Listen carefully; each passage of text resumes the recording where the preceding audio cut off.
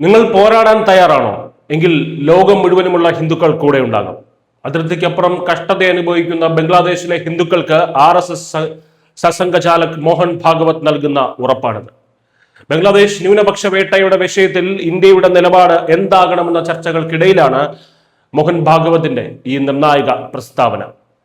മുംബൈയിൽ നടന്ന RSS ശതാബ്ദി ആഘോഷങ്ങളുടെ ഭാഗമായുള്ള പ്രഭാഷണ പരമ്പരയിലാണ് മോഹൻ ഭാഗവത് ബംഗ്ലാദേശിലെ ഹിന്ദുക്കളുടെ സുരക്ഷയെക്കുറിച്ച് ശക്തമായി പ്രതികരിച്ചത്. ബംഗ്ലാദേശിലെ ഏകദേശം 1.25 കോടിയോളം ബംഗ്ലാദേശിൽ ഹിന്ദുക്കളുണ്ട്. അവർ അവിടെ തന്നെ ഉറച്ചു നിന്ന് തങ്ങളുടെ അവകാശങ്ങൾക്കായി പോരാടാൻ തീരുമാനിച്ചാൽ ലോകമെമ്പാടുമുള്ള ഹിന്ദു സമൂഹം അവർക്ക് ശക്തമായ പിന്തുണ നൽകുമെന്നാണ് അദ്ദേഹം വ്യക്തമാക്കിയത്.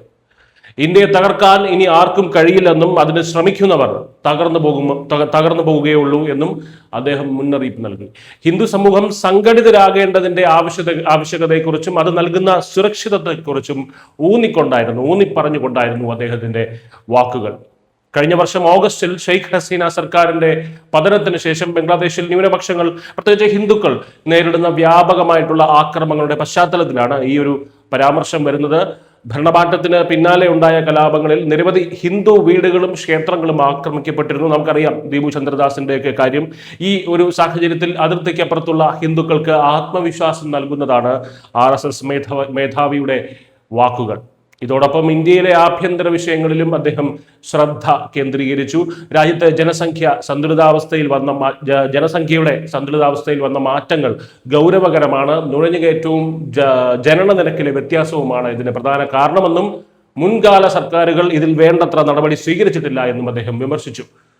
കൂടാതെ RSSന്റെ പ്രവർത്തന രീതിയെക്കുറിച്ചും അദ്ദേഹം വ്യക്തമാക്കി. സംഘം കോർപ്പറേറ്റ് ഫണ്ടുകളെ ആശ്രയിക്കുന്നില്ല എന്നും പ്രവർത്തകരിൽ നിന്ന് തന്നെയാണ് പണം കണ്ടെത്തുന്നതെന്നും അദ്ദേഹം പറഞ്ഞു. ജാതി മതഭേദമന്യേ ആർക്കും സംഘടനയുടെ തലപ്പത്തേക്ക് വരാമെന്നും സംഘം ആർക്കും എതിരല്ലെന്നും അദ്ദേഹം കൂട്ടിച്ചേർത്തു. ചുരുക്കത്തിൽ ബംഗ്ലാദേശിലെ സംഭവ വികാസങ്ങളിൽ ഇന്ത്യയിലെ ഹൈന്ദവ സംഘടനകൾ പുലർത്തുന്ന ജാഗ്രതയാണ് മോഹൻ ഭാഗവതിന്റെ വാക്കുകളിൽ നിഴലിക്കുന്നത്.